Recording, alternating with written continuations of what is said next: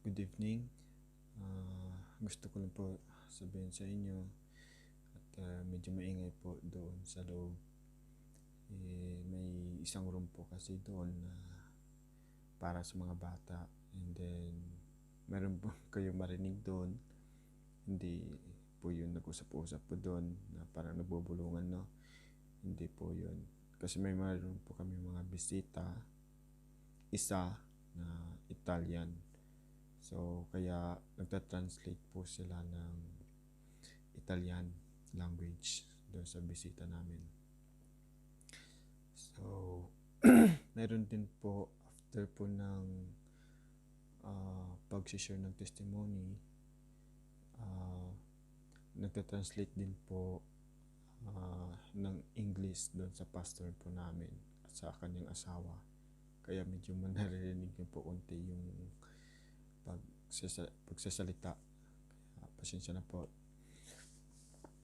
At gusto ko lang po kasi i-share na sa inyo kasi meron pa akong natutunan doon sa book ni Pastor Rick Warren. Ito po. And isusulat ko na lang po dyan po sa description yung site na pwede rin po ninyo ma-order po online. So, gusto ko lang po i-share yung natunan ko po doon sa book na yun sa Acts 1 verse 8. But you shall receive power when the Holy Spirit has come upon you, and you shall be witnesses to me in Jerusalem and in all Judea and Samaria and to the end of the earth.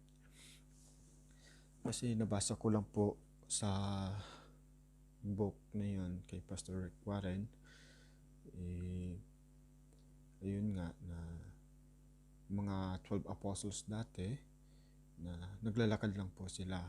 How about us po na may mga sasakyan na po tayo, meron na po tayong eroplano, may mga kotse po tayo para makapunta po sa ibang lugar, no? Para mag-ministry, para po i-share ang salita ng Panginoon.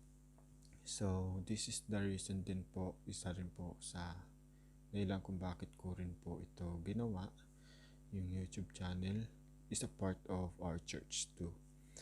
Kaya gusto rin namin i-share kung ano po yung mga lessons at pinag-aaralan po namin every Sunday dito po sa Italy. May mga social media na po tayo. We can use the social media to share the Word of God.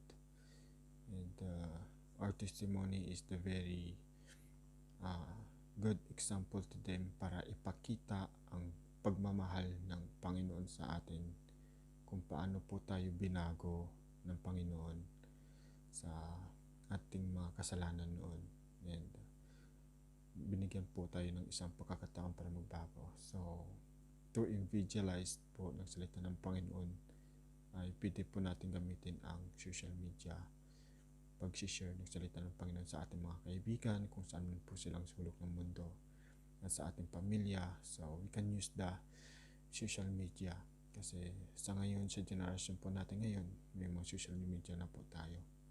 So, hindi po tulad ng dati sa 12 apostles na paalam po ang kanilang ginagamit pag pumunta sa ibang lugar, and sasakay lang po sila sa bangka. And sobrang hirap po yun. We're blessed po kasi may mga sasakyan na po tayo, may mga aeroplano na po na pwede natin masakyan para pumunta sa ibang lugar para mag-evangelize ng salita ng Panginoon, para i-share ang salita ng Panginoon. Pero how about the social media na pwede rin natin gamitin para ibahagi ang salita ng Panginoon? Maraming salamat po.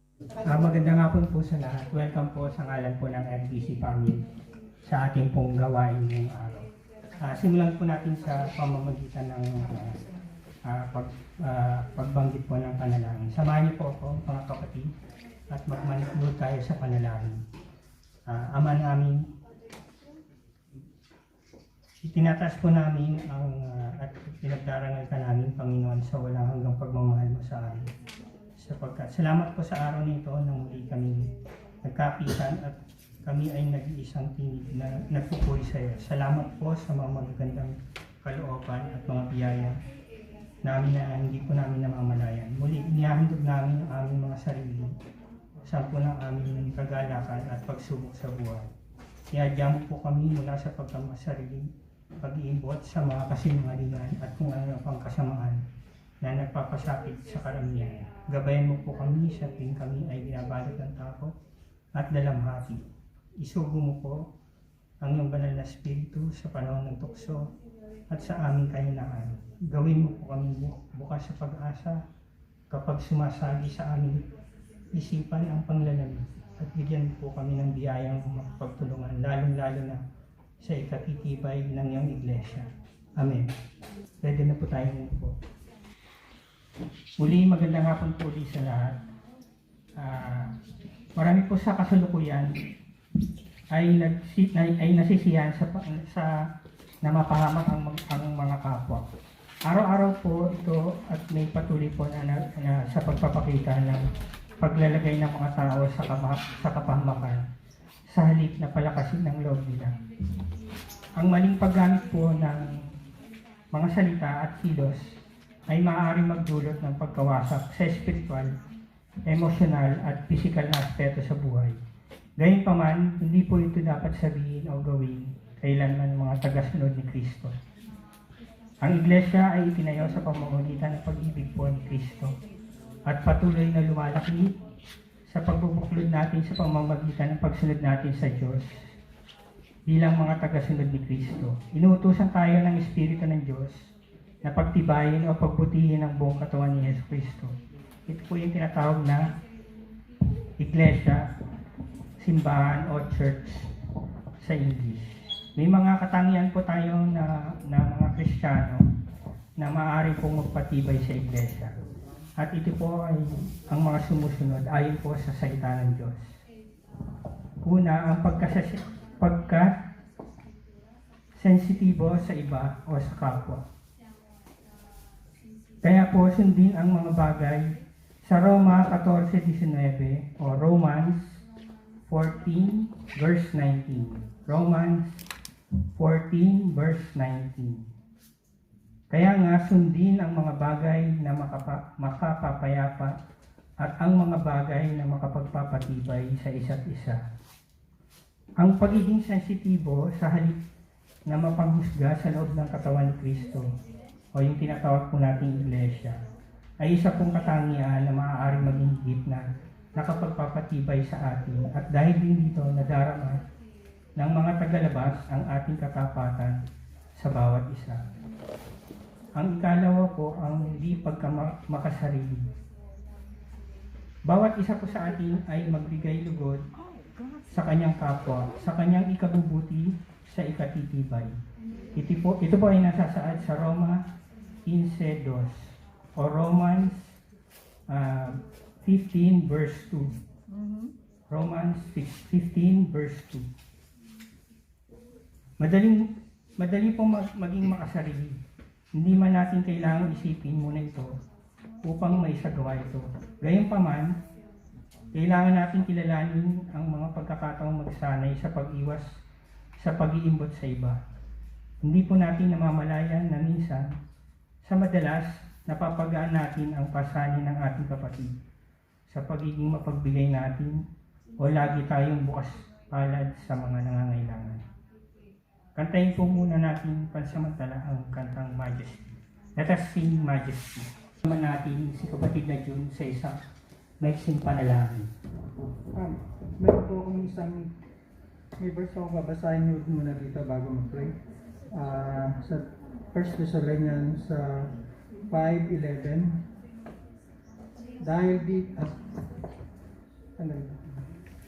Dahil dito kayo yung mga pangaralan at mga pagtibayan sa ito sa inyo gaya ng iyong ginagawa. Pwede mag-pray po tayo muna.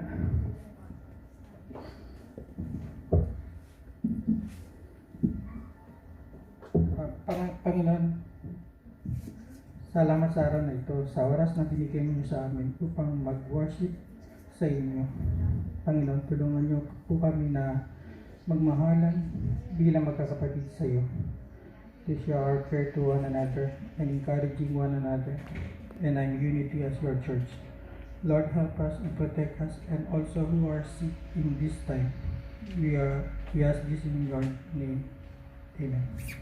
Sa pagpapatuloy po, ang ikatlo pong katangian ay sa pagiging magalang po sa ating kapwa. Dahil po dito, sinusulat ko ang mga bagay na ito.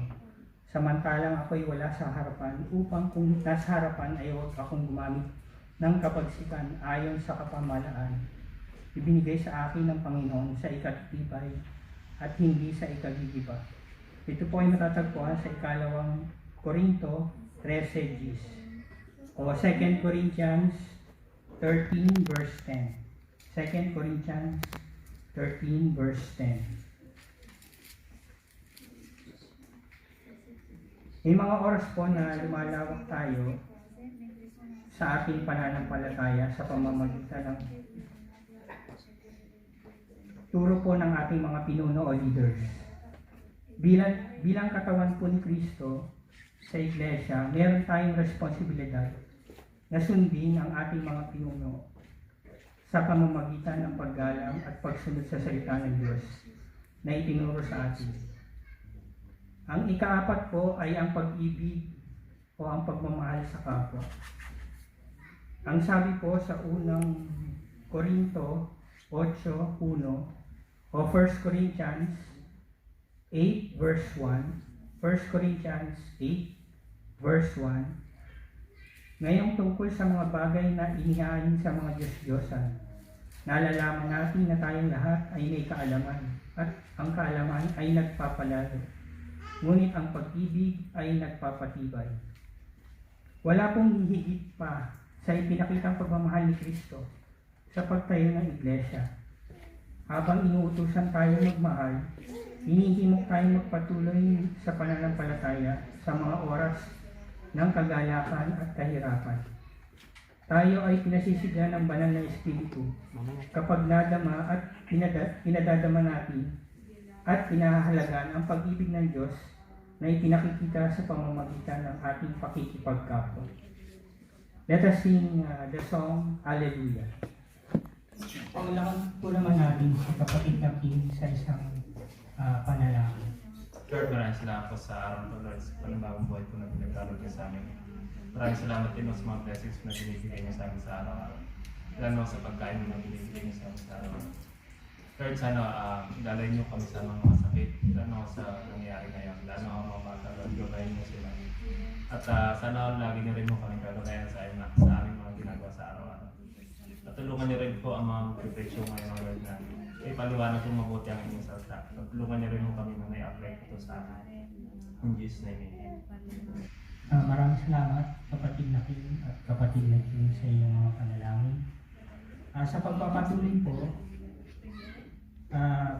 ang ikaapat po ay pamamagitan ng pagbabahagi ng ating mga kakaibang kakayahan o talento. Sa mga taga-Efeso 4:11 hanggang 12 o Ephesians 4:11-12, verses 11-12. At pinagkalooban niya ang mga iba ng maging mga apostol. Ang iba ay propeta, ang iba ay ebanghelista, at ang iba ay pastor at mga guro. Sa ikasasagdal ng mga banal, sa gawaing paglilingkod, sa ikatitibay ng katawan ni Kristo. Ang Diyos ay nagbubuhos ng espiritual na talento sa Iglesia po. Pagdating sa kaalaman, aplikasyon at pagpapakita ng ating sariling individual na mga talento. Kalakip po nito ay ang responsibilidad nating tulungan mapalago ang simbahan. At ang ating talentong ito ay hindi nilalaan para sa ating sarili lamang. Sa halip, nilalayon po nito o dapat nating gamitin ang ating talento para po sa kapakinabangan din ng iba. Ang ikalima po ay sa pamamagitan ng pagbibigay ng pag-asa dahil sa mga salita ng Diyos. Sa unang Tesalonica 5, versikulo 11, o 1 Thessalonians chapter 5 verse 11. 1 Thessalonians chapter 5 verse 11. Dahil dito, palakasin ninyo ang loob ng bawat isa at magtulungan kayo tulad ng ginagawa ninyo ngayon. Bilang mga mananampalataya kay Jesucristo, mayroon tayong kakayahang pagtibayin ang iglesia na may pag-asa mula sa salita ng Diyos sa pamamagitan ng pag-alam at pagbabahagi ng mga katotohanan ng banal na kasulatan. Dahil dito, maaari natin masaksihan ang kapangyarihan ng Diyos na pilit sinisira ng dyablo sa pamamagitan ng pag-asik ng kawalan ng pag-asa. Meron pa po sa Taga-Efeso 4:15 hanggang 16 or Ephesians chapter 4 verses 15 to 16. Ephesians chapter 4 verses 15 to 16. Kundi sa pagsasalita ng katotohanan na may pag-ibig ay mga silaki sa lahat ng mga bagay sa Kanya, na siyang Pangulo, sa makapit bagay si Kristo, na dahil sa Kanya ay ang buong katawan na nakalapat na mabuti at nagkakalakip ng pamamagitan tulong ng bawat kasukasuan ayon sa paggawang nauukol sa bawat iba't ibang sangkap, ay nagpapalaki ng katawan sa ikatitibay ng Kanyang sarili sa pag-ibig. Ang mga salitang sinabi natin tungkol sa Diyos ay nagpapalakas sa bawat isa sa atin. Ang ating mga salita ay maaaring magdala ng bagong buhay o kamatayan sa anumang sitwasyon. Sa pamamagitan ng pagsasalita ng katotohanan sa pag-ibig, binibigyan natin ng biyaya ang mga nakarinig upang sila ay makasulong sa buhay, panlaban sa napakaraming mga negatibong bagay na nagdudulot ng kahinaan at paminsay kawalan ng pag-asa sa buhay. Paulakan po natin, kantayin po pala muna natin ng Buemay. Let us sing Buemay. Before, paulakan po naman natin ang kapatid na Carla para sa kanyang testimony. Good year po sa lahat. Pag-tibay sa kong nag-message ko si Tito Roman sa akin. Sabi niya, Carla, pwede ka bang mag-testimony? Sabi ko naman, Tita, teka lang ha, kasi titignan ko yung schedule ko sa work. Then, nung sinabi kong okay na, tinanong ko siya kung about sa akin. Sabi niya sa akin, about edification. So sabi ko, 3 days ago, medyo nandito na sa isip ko kung anong gusto kong sabihin. Kilala niyo naman ako from the start na tahimik lang ako. Then, 10 years old pa lang ako nung pumunta ako dito. So, kilala niyo na ako kung paano ako nagsimula hanggang ngayon na sa tahimik na naging school teachers na ngayon nagsasalita na po sa inyo sa harap. Babasahin ko na lang po siya yung meditation ko kasi hindi ko siya masabi kung sasabihin ko lang ng ganito. So, meron po akong verse mo, Proverbs 27:17. Iron sharper iron and one man sharpens another. Alam niyo po yung sharpener ng lapis, yung ano po yung Tagalog nun? Tahan, or yung sa knife. Di ba pag hindi po matulis yun, kailangan natin yun at hindi pwede mawala. Kasi pag ginamit natin yun, mas lalong nagiging effective siya at nagiging useful yung object. Nagiging maayos yung flow ng paggagamit natin nito at kaya kailangan natin yung sharpener. Yung verse po na ito, sobrang effective po siya sa akin. One of my favorite scenes naging active ako sa church kasi noong una sobrang tahimik lang ako. Una lang kasi sila Giancarlo, Gianfranco pa lang yung nakikita ko gusto. So parang ako lang talaga yung nasa 10 years old. Then, nung lumipat na yung semestre, doon nagkaroon ng maraming youth. Noong una nag-attend lang ako, pero parang attend lang, wala yung spiritual pa sa akin. Pero paunti-unti nakilala ko ang Panginoon sa tulong ng mga campegi, youth meeting, Bible studies, ladies meeting, then my one-on-one pa ako kay Sarah Carl noon. Mas lala ko na-amaze sa nagiging resulta ng pag-growth ko bilang Kristiyano. Then, mas lalo ko personally nakilala sila, Ate Pam, Melody, Erica, kasi nagkakaroon kami ng mga ladies' secret confessions.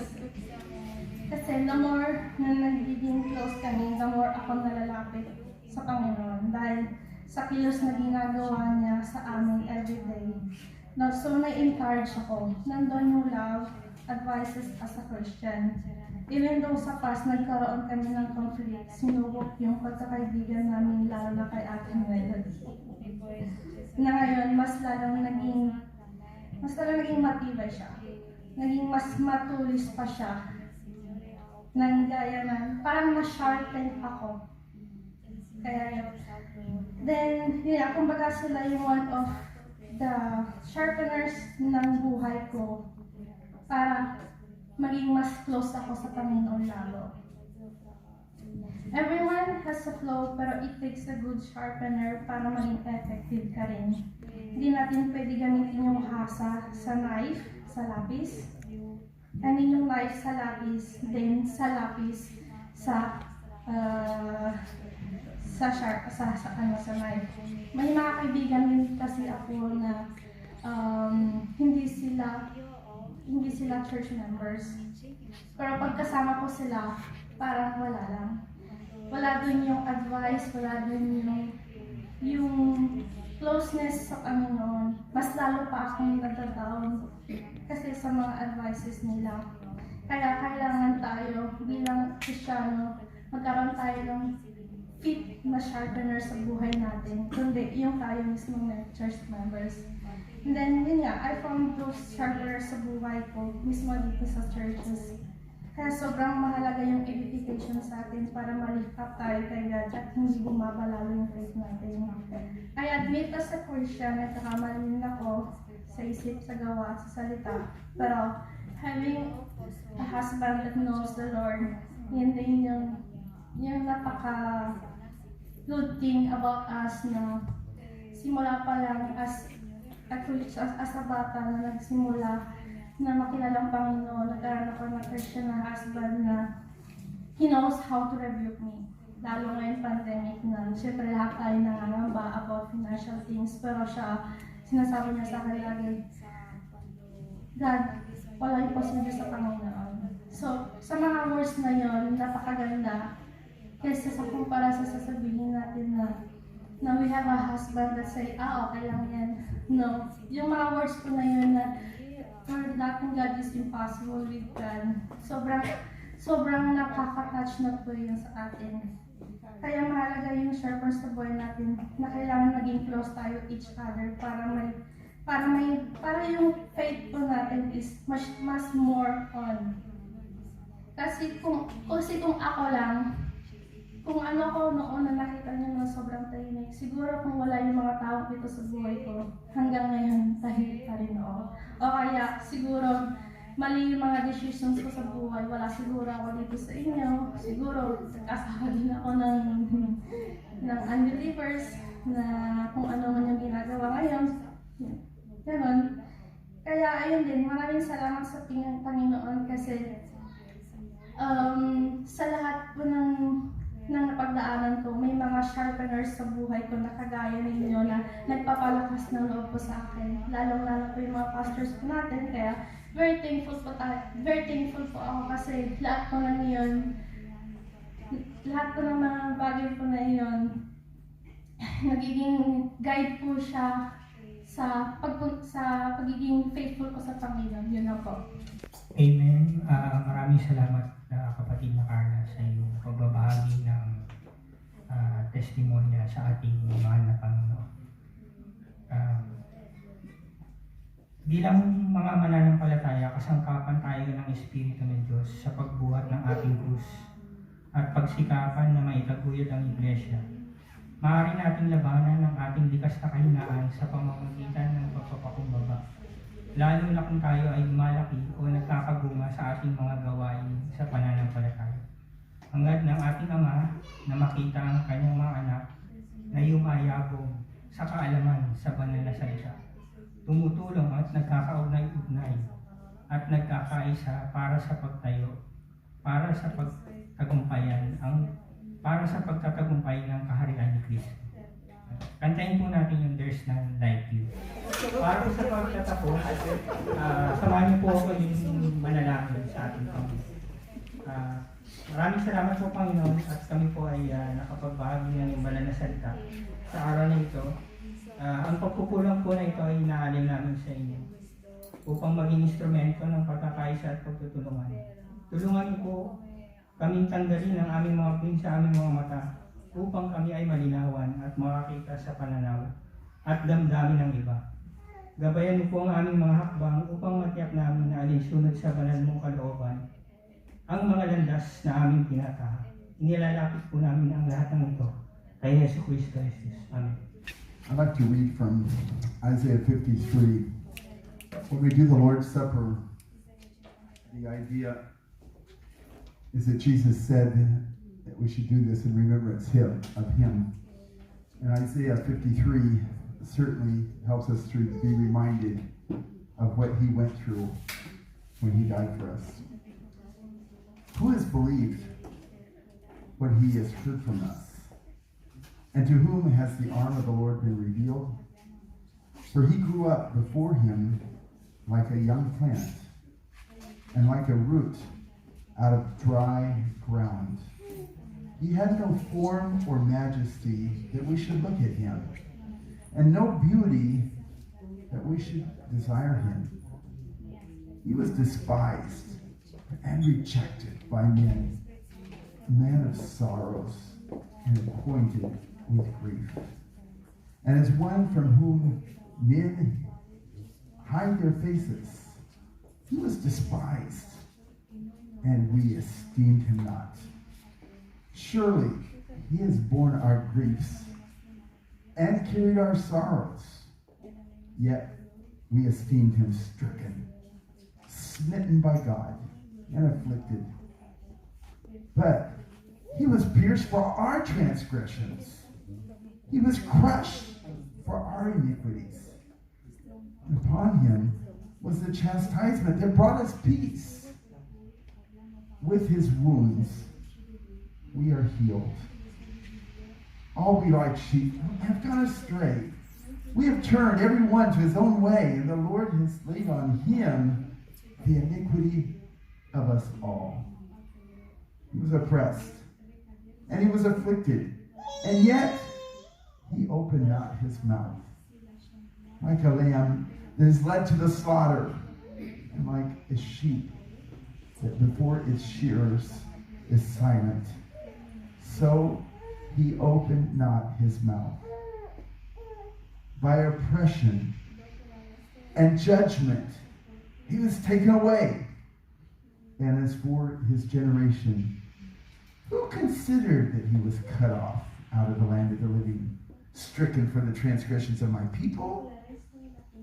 And they made His grave with the wicked and with a rich man in his death, although he had done no violence and there was no deceit in his mouth. Yet it was the will of the Lord to crush him. He has put him to grief when his soul makes an offering for guilt. He shall see his offspring. He shall prolong his days, and the Lord will prosper in his hand. And out of the anguish of his soul, he shall see and be satisfied. By the knowledge shall the righteous one, my servant, make many to be accounted righteous, and he shall bear their iniquities. Therefore I will divide him a portion with many, and he shall divide the spoil with the strong, because he poured out his soul to death and was numbered with the transgressors. Yet he bore the sin of many and makes intercession for the transgressors. This chapter is so rich. It's so graphic, so detailed, and yet over 700 years before the event of Jesus' crucifixion and all the injustices that he faced. And yet, when he says that we should remember in the Lord's Supper, the Last Supper, he said, "Do this in remembrance of me." And I think this passage of Scripture certainly brings to our remembrance all the things that he faced. He was despised and rejected. People didn't even recognize him as the Son of God. And yet he was smitten, he was punished by God for your sin and my sin. And so as we take the Lord's Supper today, is there someone to distribute? Sure.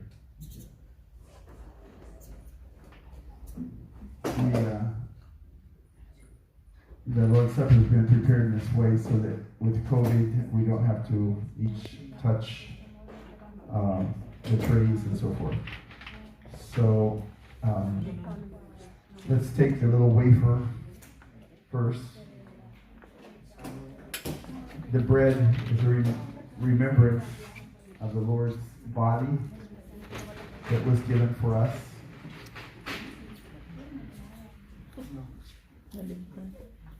We want to remember that it was his body that was given, it's his body that suffered,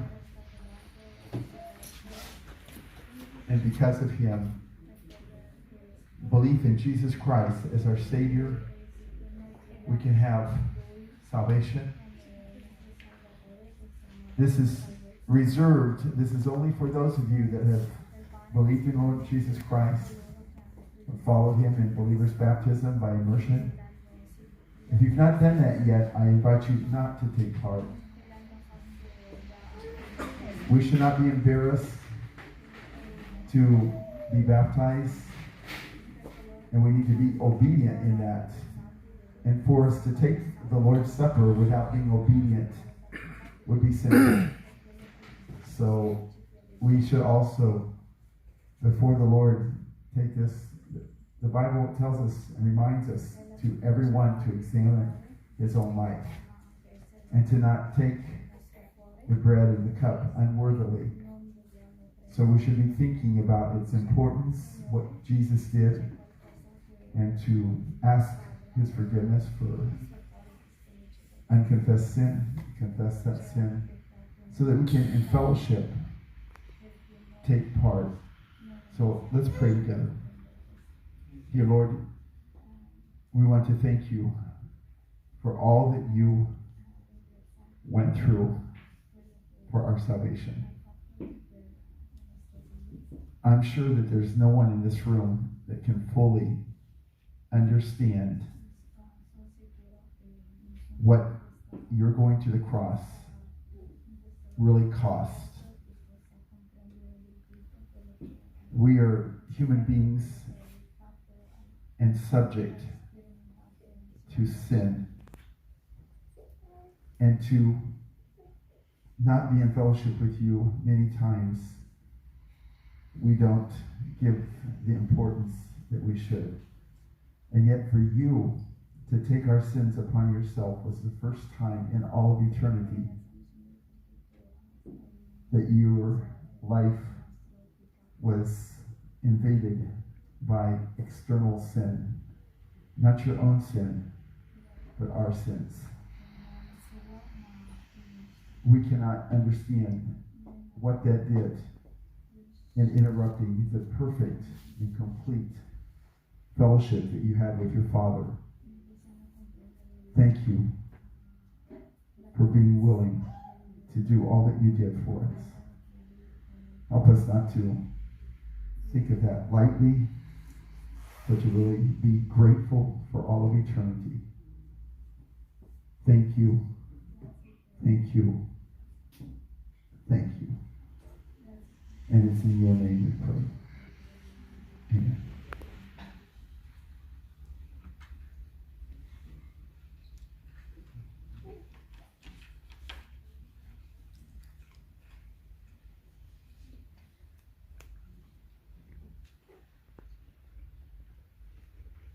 Jesus not only took the bread and shared it with his disciples, but he also took the cup.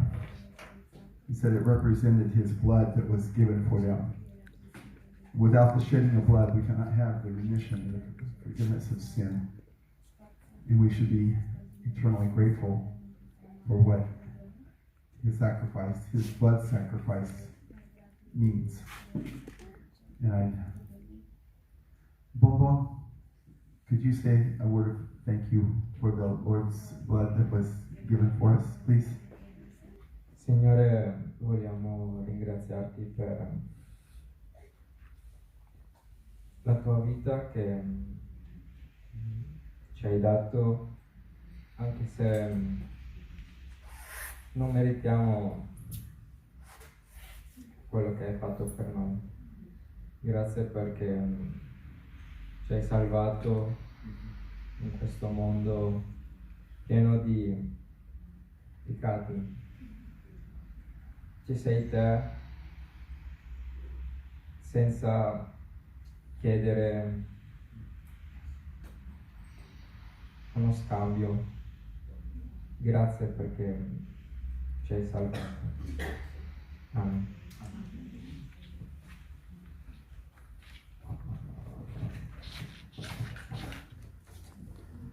Ano, magandang gabi sa lahat. At laking pasalamat tayo sa Panginoon sa ating pagtitipon ngayon. At alam ko na medyo maulan. Counting nga lang tayo, pero malaking pasalamat tayo sa Panginoon dahil tayo ay nandito pa rin. Alam ko na ang iba siguro sa panahon medyo hindi mabuti ang pakiramdam, o ang iba naman may mga pasok, so hindi natin maiwasan. Sa bagay, meron tayong mga kapatid na nasa Zoom ngayon. So, good evening sa inyong lahat. At maganda ang ating pagtitipon din ngayon dahil yung sinabi ni Brother Norman, yung edification, yung pagpatibay sa bawat isa. At ito'y karugtong din sa gusto kong isi-share sa inyo ngayong gabi. Ang ating pag-aaralan ngayong gabi ay yung pinakamalaking issue, pinakamalaking bagay. In fact, ito din ang pinakamalaking bagay na ginawa ng Panginoon para sa atin. No? Pag-uusapan natin ngayong gabi ang tungkol sa pag-ibig. Love. Okay? So, buksan niyo yung mga Biblia at babasahin natin ang chapter 13 ng 1 Corinthians. Okay? 1 Corinthians 13. Basahin natin ngayon ang buong chapter. Anyway, 13 verses lang ito, pero hindi natin ito mag-aralan na. Hindi natin mo lahat, no? 1 Corinthians 13, I would like to invite everyone to stand up, please, by reading God's Word. Babasahin ko sa Tagalog. 1 Corinthians 13, 1-13. Makapagsalita man ako sa mga wika ng mga tao at ng mga anghel, kung wala naman akong pag-ibig, wala, para lamang akong kampanang umaalingaw-ngaw o pumpiyang na maingay. Kung ako man ay may kakayahang magsalita ng mensahe mula sa Diyos at umunawa sa lahat ng hiwaga, kung nasa akin man ang lahat ng kaalaman at lahat ng pananampalataya, anupat papalipat ako ng mga bundok. Ngunit wala naman akong pag-ibig, wala akong kabuluhan. At kung ipamigay ko man ang lahat ng aking mga ari-arian at ialay ang aking katawan upang sunugin, ngunit wala naman akong pag-ibig, wala rin akong papapala. Ang pag-ibig ay matiga at magandang loob, hindi mainggitin, hindi mayabang, hindi mapagtaas man. Hindi magaspang ang pag-uugali, hindi makasarili, hindi magagalitin, o mapagtanim ng sama ng loob sa kapwa. Hindi ito natutuwa sa masama, sa halip ay nagagalak sa katotohanan. Ang pag-ibig ay matiising, mapagtiwala, puno ng pag-asa, at nagtitiyaga hanggang wakas. Matatapos ang kakayahang magsalita ng mensahe mula sa Diyos, titigil rin ang kakayahang magsasalita sa iba't ibang wika at lilipas ang kaalaman. Ngunit ang pag-ibig ay walang katapusan. Hindi pa ganap ang ating kaalaman at hindi rin ganap ang kakayahan natin magsalita ng mensahe mula sa Diyos. Ngunit pagdating ng ganap, maglalaho na ang di ganap. Nung ako'y bata pa, ako'y nagsasalita, nag-iisip, at nangangatwirang tulad ng bata. Sa kasalukuyan, ang ating nakikita ay tila malabong larawan sa salamin. Subalit, darating ang araw ng lahat ay makikita natin ng harapan. Bahagya lamang ang nalalaman ko ngayon, ngunit darating ang araw na malulubos ang kaalaman kong ito tulad ng lubos ng pagkakakilala niya sa akin. Samantala, nananatili ang tatlong ito: pananampalataya, pag-asa, at pag-ibig. Ngunit, ang pinakadakila sa mga ito ay ang pag-ibig. Lord, salamat sa iyong mga salita. Salamat sa chapter na ito, chapter 13 sa 1 Corinthians na sinusulat ni Apostol Pablo na nagsasalaysay tungkol sa pag-ibig. Ang importante na bawat isa ay may pag-ibig. At ang pag-ibig na ito ay galing sa iyo dahil ikaw ay pag-ibig. Tulungan mo kami ngayong gabi na makakonsentrate sa inyong mga salita at nang malalaman namin at maintindihan namin ang tunay na kahulugan ng pag-ibig na ito rin ay galing sa iyo. Buksan mo ang puso ng bawat isa na makinig ng iyong mensahe sa pangalan ni Jesus. Amen. Isang po, thank you. Okay. Alam natin pag may magsasabi na ang 1 Corinthians 13 ay sinasabi, halos na-memorize ng karamihan ay yun ang love chapter ng Biblia. No? Chapter 13, ang love chapter ng Biblia. Pero, yun lang ang pinaka-sentro na sinusulat ni Apostol Pablo. Pero kung maintindihan natin, buong Biblia, from the Old Testament to the New Testament, from Genesis to Revelation, ang salita ng Panginoon ay nagsasabi tungkol sa pag-ibig. At ang pag-ibig na ito ay importante dahil nga, pag sinasabi natin na love o pag-ibig, ito ang pinakamagandang word na magagamit natin sa ating kapwa. Unfortunately, ito din ang parang ginagamit na ina-abuse din ng karamihan. Dahil may iba't ibang kahulugan ang pag-ibig. May love for money, love for anything, or love for sex, or love for pleasures, or love for job, or love for myself. Pero ang Biblia ay nagtuturo sa atin ang tunay na kahulugan ng pag-ibig. Kaya nga ito, sa chapter 13 ay sinasabi, binibigyan ni Apostol Pablo ang importance at ang tunay na definition, tunay na kahulugan ng pag-ibig. No? Maraming mga aspect. Kaya kung sasabi tayo tungkol sa pag-ibig, this is a broad topic to discuss.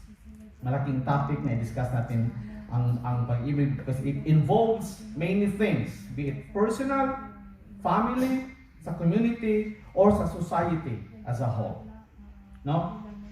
So, I hope na sama-sama natin maintindihan habang pag-aaralan natin ang chapter 13 na ito at dahan-dahan din kung hindi pa natin ito na fully practice ang tunay na pag-ibig na maintindihan natin at malalaman natin kung paano natin i-apply ang pag-ibig na ito. Pero, para makuha natin ang context, no? O bakit sinusulat ni Apostol Pablo itong chapter 13 na tungkol sa pag-ibig, we will go back a little bit sa sinusulat niya sa chapter 11. Anong sinusulat niya sa chapter 11? Napag-aralan din natin, and he's discussing about the order of worship. Okay? Yung napag-usapan natin ang responsibilidad bilang lalaki at bilang babae. Na ang lalaki ay lalaki, ang babae, babae. Walang in between. Okay? Lalo na dito sa church. Tinutukoy din Apostol Pablo ang women's submission to men, pero hindi din magiging proud ang men dahil ang women mag-submit sa kanya because he is also to submit to Christ. Okay? So parang ano lang yun, hierarchy. But, yun ang order, pero sa mata ng Panginoon tayo ay pareho. No? Babae man o lalaki, tayo lahat ay pareho sa kanyang paning at tayo lahat ay mga magkakapatid. Ito lang ang order na susundin natin sa assembly, sa church. Tapos, sinasabi ni Apostol Pablo din yung Lord tungkol sa Lord's Supper, yung ginagawa natin ngayong gabi. No? Kung gaano ka-importante ang pag-celebrate ng Lord's Supper. Ginagawa natin ito once a month. This is to remember, yung sinasabi ni Pastor Frank, to remember what Jesus has done. Anong ginagawa ni Kristo sa buhay natin at bakit tayo nandito? Bakit tayo nagkaroon ng kaligtasan? At dahil yun. So, to remember, in fact, may mga pinaka-importante na requirement din ang paggawa ng Lord's Supper. No?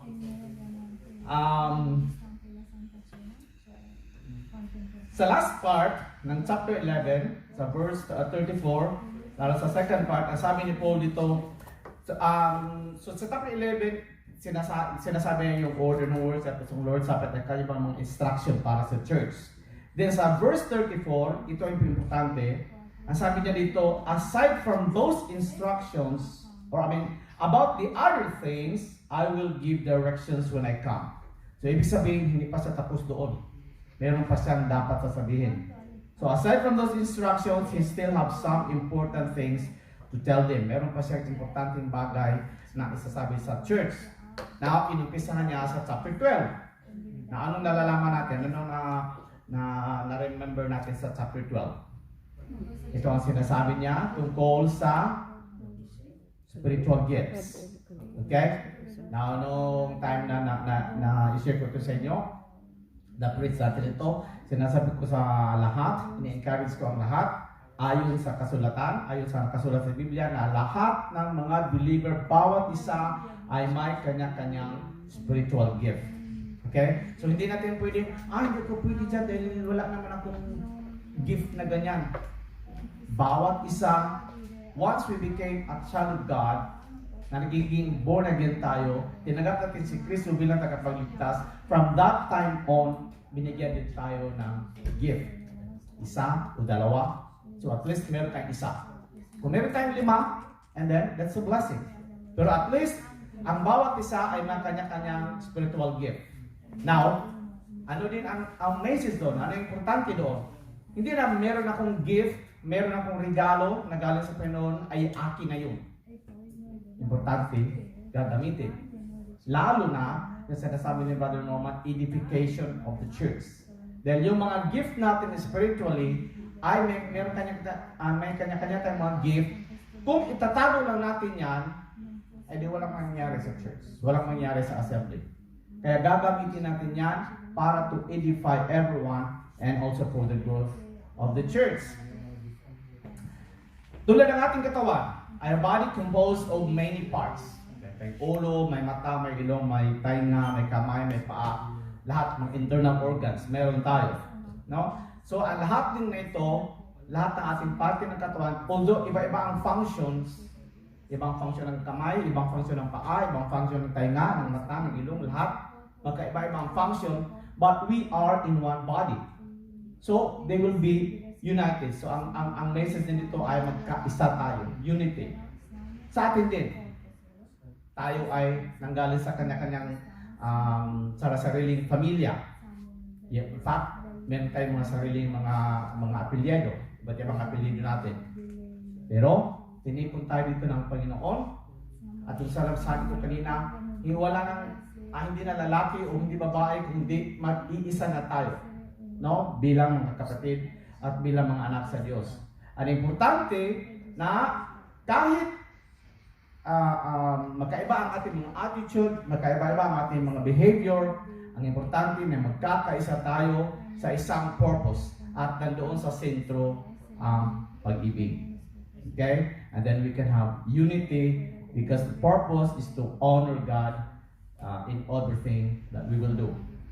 So sa last ng chapter 12, sinabi ni Apostle Paul sa verse 31, he said, "But earnestly desire the higher gifts." Okay? Yung sa chapter 12, nabasa din ni Brother Roman kanina yung sa Ephesians, no? Yung may mga apostles, may mga teachers, may miracle workers, may sa healing, no? Lahat ng mga gifts na meron doon, I-mention ni Apostle Paul. Pero sabi niya dito sa verse 31 ng chapter 12, "But earnestly desire the higher gifts." So ano itong pinaka-highest nga gifts, pinaka-importante nga gifts?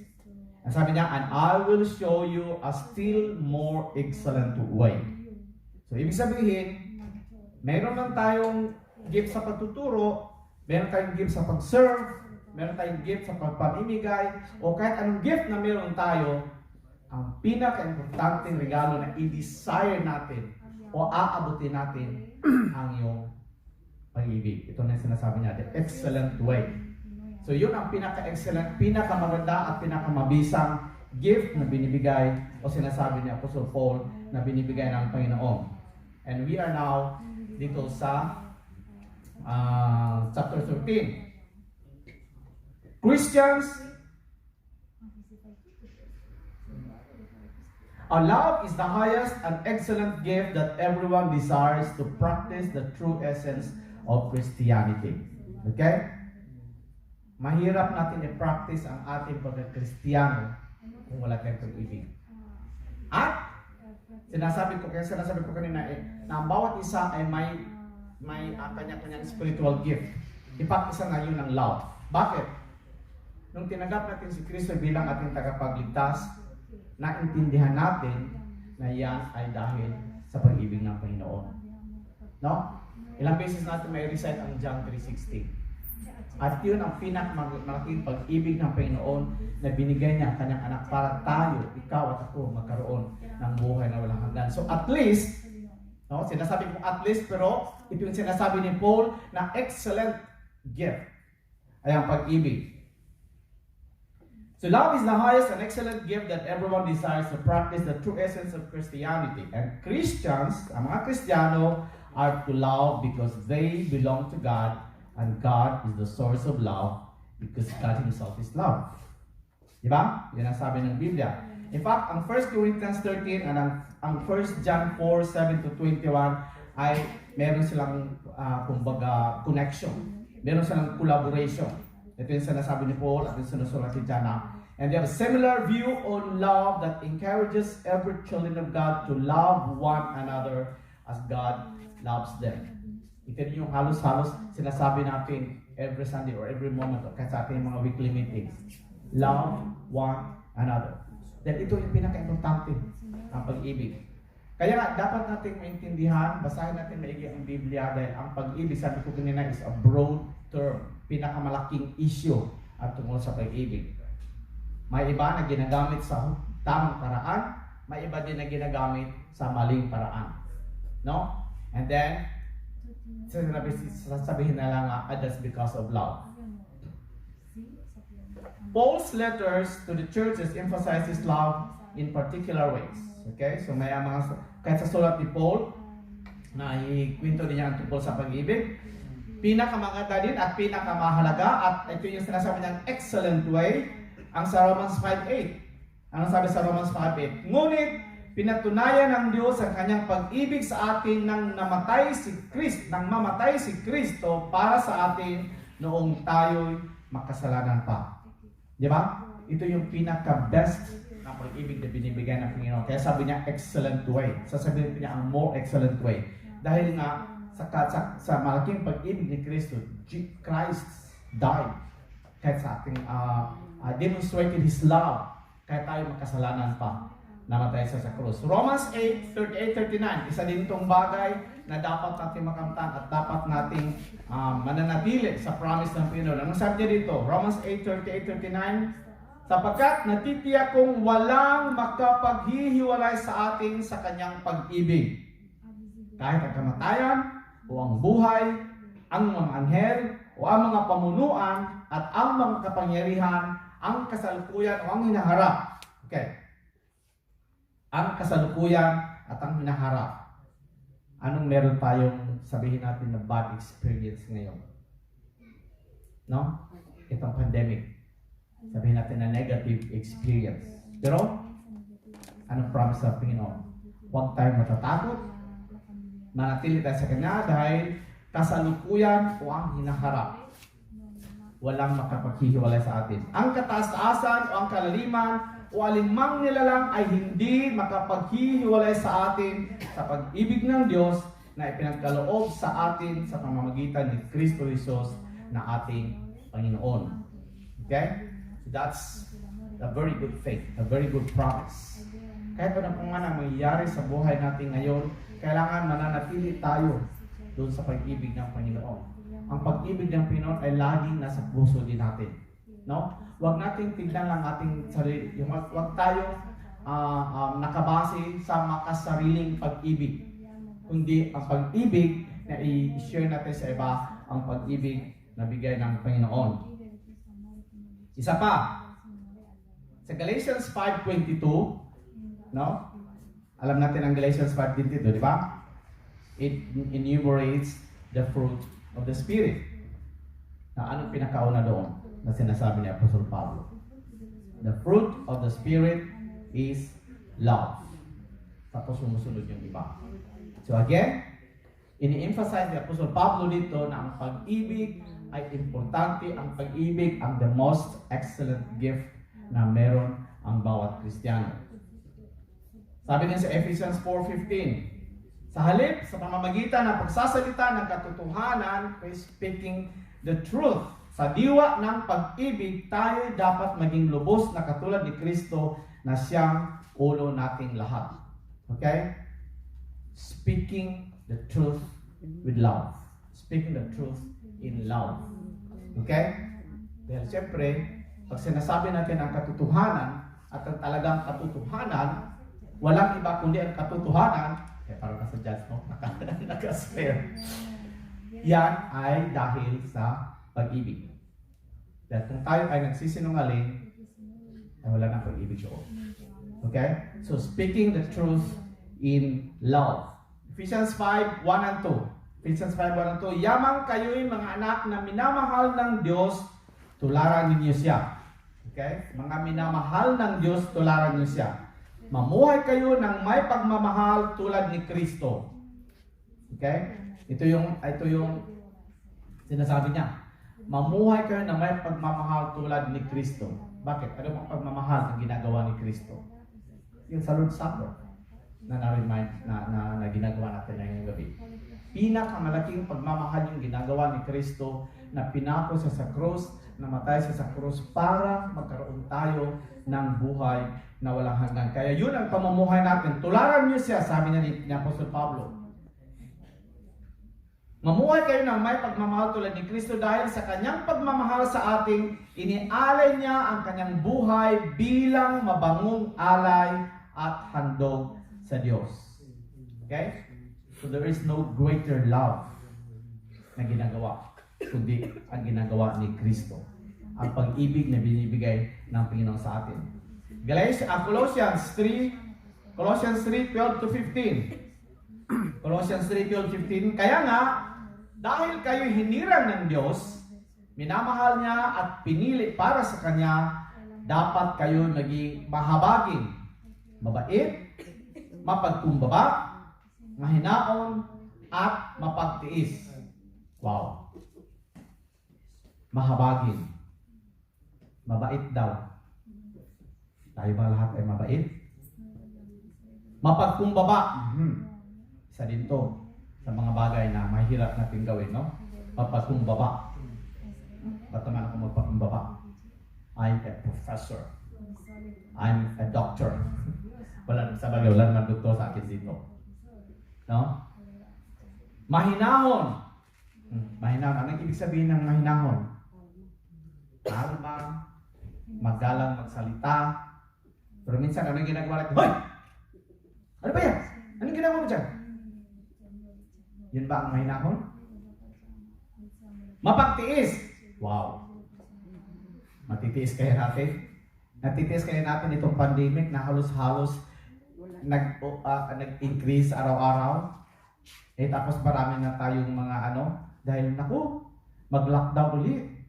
Wala na naman trabaho. Wala na naman akong pera. Wala na naman kakainin ko. No? Marami nang may mapasok sa isip natin. Pero ang sabi niya dito ay tayo mapagtiis. Magpasensya kayo sa isa't isa. Wow! Magpasensya sa isa't isa. Ang tagal nung dumating kanina, kaya malate tayo. No? Ang bagal nyo. No, wala. Ito mga bagay na mahirap natin gawin with our human nature. Pero, ito ang dapat natin gawin dahil ito ang sabi ng Panginoon. Kung may hinanakit kayo kanino man, magpatawad kayo gaya ng pagpatawad sa inyo ng Panginoon. Siya naman nagkasala sa akin na dapat siya magpatawad sa akin. No? Yun ang ating mga attitude. Pero anong sabi ng Biblia? Kahit tayo paminsan na nagkakamali, tayo ang hihingi ng katatawaran. And that shows love. Mahirap. Ako nga ito inaapi, ako pang hihingi ng patawad. Pero yun ang sabi ng Biblia. And that's because of love. Magagawa natin yun, kahit tayo pang naapi, tayo ang hihingi ng kapatawaran. And that's because of love. At higit sa lahat, taglayin ninyo ang pagmamahalan na siyang nagbubuklod sa lahat sa ganap na pagkakaisa. Okay? So, the love will bind us together. The love will bind us into unity. Walang division. Kaya, naisulat din ito ni Apostle Pablo sa Corinthian Church dahil nga kung alalahanin natin, nagkaroon din ng problema ang Corinthian Church. Di ba? May trouble sila, may quarreling. Tapos they're involved in many sins, in sexual immorality. They're involved in divorce. Marami silang mga nangyayari sa church. Kasi nisulat ko Paul. Because kung ang bawat isa ay meron itong pag-ibig, tunay na pag-ibig na galing ng Panginoon, and then, very sure, magkakaisa ang bawat isa, magkakaisa ang iglesia. Okay, yun yung mga verses na nasabi ko na sinusulat ni Paul, ni Apostle Paul. Sa 4 Gospels also, Matthew, Mark, Luke, and John, okay, ito din na nagbibigay ng full message of love. In fact, yung ating kaligtasan ay galing sa good news ni Jesus Christ, galing sa kanyang pagmamahal. It is by the love of God that you and I who believe and accepted Jesus receive the gift of salvation, the gift of everlasting life. So, love is the most excellent gift because we cannot move on to our ministry without love. Hindi natin ma-forward yung ating ministry kung walang pag-ibig ng bawat isa. Let's say for example, sa ating Sunday school. Now, we cannot have Sunday school kung ang ating mga teachers ay walang pag-ibig sa mga kabataan at walang pag-ibig na magtuturo sa ating fellowship din. Hindi natin ma-forward kung walang pag-ibig ang bawat isa. No? So, pinaka-importante ang pag-ibig. We cannot have this center. Okay? We cannot have this FBC center without the love of the people who loved us. And we all know. No? Dahil sa pamamahal ng mga tao sa atin, even if I not mention them, meron tayo dito. Bago lang natin na-inaugurate. At ito'y malaking ipasasalamat natin sa Panginoon because this is because of love. This is the fruit of the love. We cannot go and share the good news of Jesus Christ without love from Jesus Christ Himself. So kung wala tayong pag-ibig, paano natin ma-share? Paano tayo pupunta at mag-share ng good news? Paano tayo mag-share ng gospel kung wala tayong pag-ibig? Sasabihin na lang natin, anyway, save na ako. And it's enough. Bahala rin iba dyan. Now remember that we all have the responsibility. And that is because of love. Dahil sa ating pag-ibig, ayaw natin ang ating mga kaibigan, ang ating mga kapatid, ang ating mga kakilala ay mapunta sa impyerno. Mabiblame pa tayo. So kailangan ng malaking pag-ibig yan para tayo lalapit sa kanila, sasabihin natin sa kanila ang katotohanan at nang magkaroon nun sila ng kung anong meron tayo. We cannot practice the spiritual gift that we have without love. Isa din yun. Okay, may gift ako in preaching. May gift ako in teaching. May gift ako in serving. May gift ako ano pa ba? No? Pero kung walang pag-ibig, hindi ka tawag yan, parang hindi ka willing na gagawin. Parang napilitan ka lang dahil wala kang pag-ibig. We cannot love, we cannot serve, we cannot obey, we cannot encourage, we cannot pray to one another without love. Okay? Meron tayong prayer meeting every Thursday. And one of the purpose is to share our concerns, to show our love to each other. In fact, meron tayong mga prayer requests. So yon ay ipipray natin. Ibig sabihin na may pagmamahal tayo sa ating kapwa dahil pinag-pray natin sila sa kanilang mga requests, sa kanilang mga problema ng bawat isa. Love must be the center of our relationship as children of God. And now this will lead us to our text tonight. So introduction pa lang yun. Dito pa lang tayo papasok sa 1 Corinthians 13. Sinasabi ko yun para pagpasok natin dito sa 1 Corinthians 13, maintindihan natin kung ano talaga ang tunay na kahulugan ng pag-ibig. At ulitin ko, ang pag-ibig ngayon ay galing sa Panginoon. At this is one of the excellent gift ang bawat isa ay meron. So hindi natin pwedeng i-deny na wala tayong gift na binibigay ng Espiritu Santo. No. We become a liar. Isa na yun ang pag-ibig. So verses 1 to 3 sa 1 Corinthians 13, ito na yung nagsasaad kung gaano kaimportante ang pag-ibig. Now, in these first 3 verses, the Apostle Paul referred to the spiritual gifts he mentioned in chapter 12 na hindi naman lahat ay meron, no? But we cannot perform and do the responsibility without love.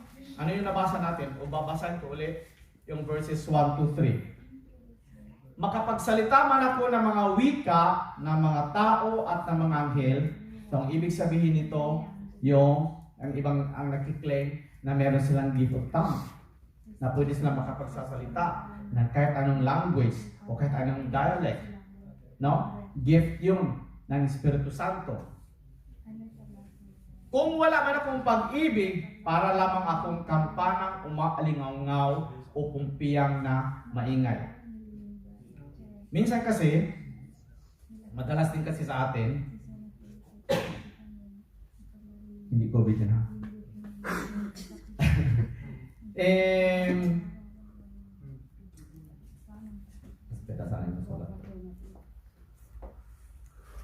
Okay, ito yung nasabi ko kanina. Let us be reminded again that Paul wrote the letter to Corinthians because of the problem. My trouble, my quarreling, my immorality exists. And the church is composed of selfish people pretending to have known everything. Ito yung problema. Dahil, kaya nga nangyari ang kagulo-gulo doon sa Corinthian church.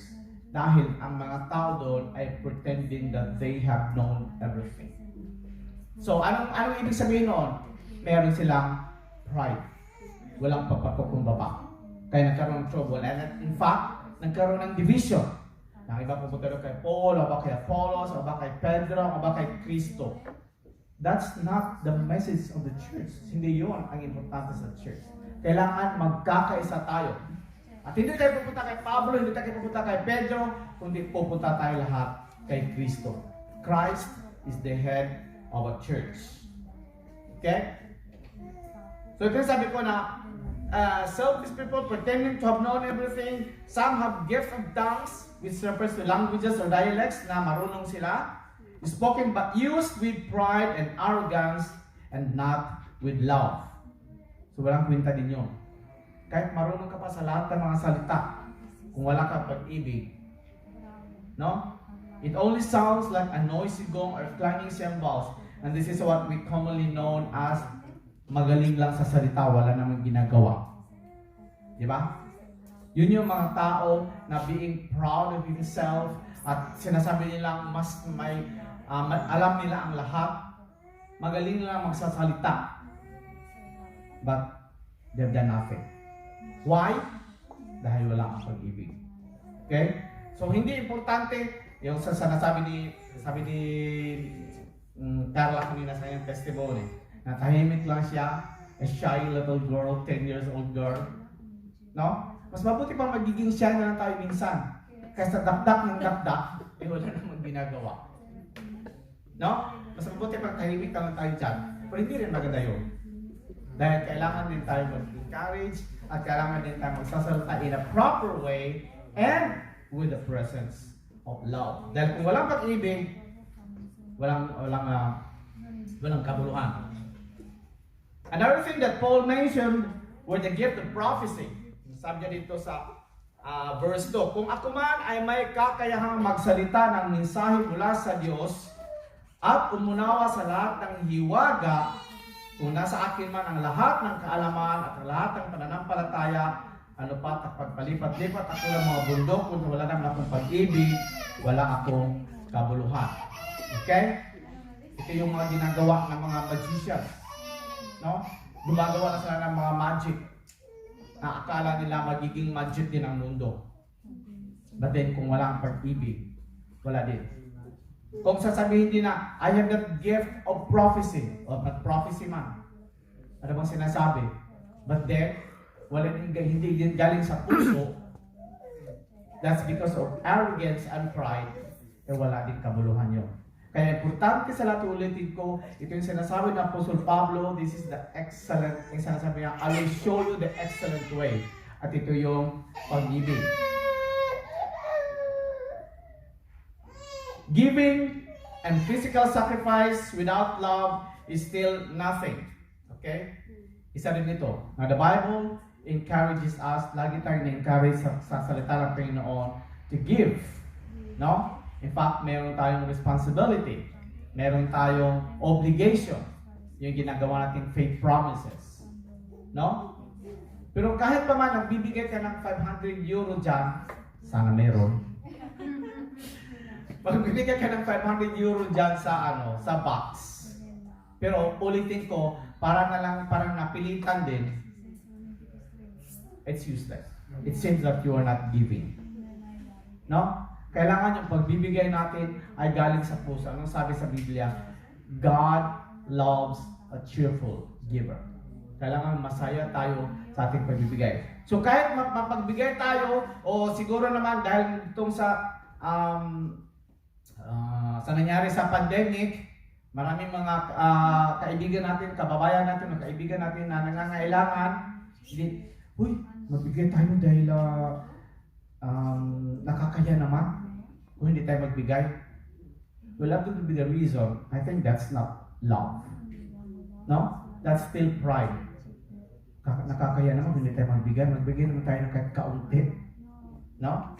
Yun ang sinasabi natin. But then, that's still not love. Tapos kung kahit sacrifice para natin yung sarili, kung wala ang pag-ibig. But anyway, I also believe, naniniwala din ako na hindi naman natin siguro magagawa kung talagang wala tayong pag-ibig.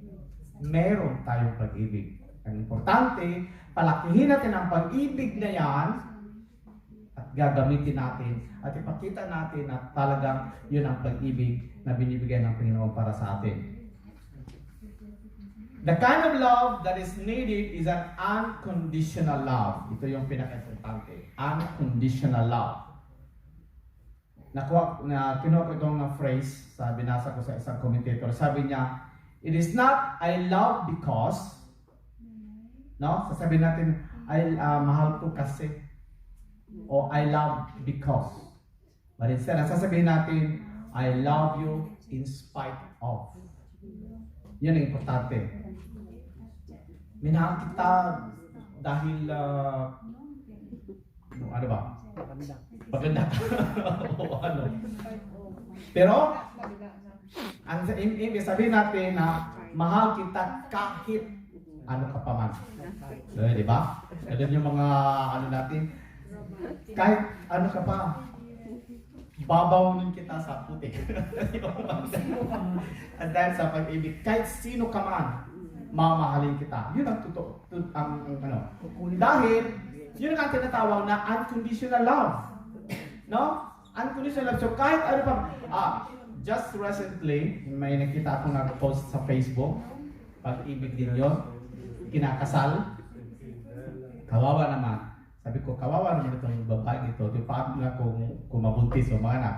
Dahil, yung lalaki dito na sa altar, siyempre naghihintay. Diyan man ang common, maghintay yung lalaki sa altar na, yung babae, nagmamarcha,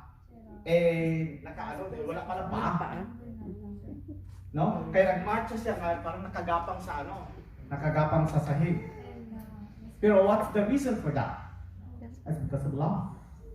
Yun ang tunay na pagmamahal. Minsan sasabihin natin, totoo kaya yun? O baka artificial lang yun?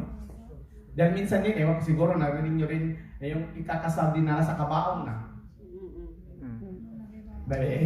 Siguro pag-ibig din yun, pero I don't know. Siguro may mga question mark na pag-ibig na ano pa mga sa kabaong naman yun. No? But then, ang bawat isa ay may kanya-kanyang pagkaintindi sa pag-ibig, pero importante na maintindihan natin ang tunay na kahulugan ng pag-ibig ay galing sa Panginoon. God the Father gave His unconditional love by sending His only Son, Jesus Christ. Okay? And God the Son gave His unconditional love by dying on the cross. Yun din ang ginagawa ni Kristo. And then God the Holy Spirit gave His unconditional love by giving us dapat nating tularan. Pag-ibig ng Ama, pag-ibig ng Anak, ang pag-ibig ng Espiritu Santo are all unconditional love. So ito yung itutukoy ni Apostol Pablo dito. Unconditional love. Mamaya, so next time, mag-umpisa tayo sa verse 4, doon natin makikita din ang tunay na kahulugan ng pag-ibig na tinatawag na unconditional love. Love is important to every believer's life to maintain the good testimony and shine the light of Jesus, the way we talk, the way we act, and the way we think. Ito na importante. Kung paano tayo magsasalita, kung paano tayo kumikilos, kung paano tayo nag-iisip, yan ay talagang galing sa tunay na pag-ibig. 1 Corinthians 16:13-14. 1 Corinthians 16:13-14. Sabi dito, maging handa kayo at magpakatatag sa inyong pananampalataya, maging matapang kayo at magpakatibay. At ang lahat ng ginagawa ninyo, gawin ninyo ng may pagmamahal. Ito yung importanteng message. Verse 14. Lahat ng ating ginagawa ay gawin natin ng may pagmamahal. Okay? And I'm very sure we can be blessed. We can be blessed if the things that we will do is out of love. Not of anger, not of hatred, but because of love. And I'm sure God will bless us. 1 Peter 1:22. 1 Peter 1:22. Ngayon, nalinis na ninyo ang inyong mga sarili sa pamamagitan ng inyong pagsunod sa katotohanan.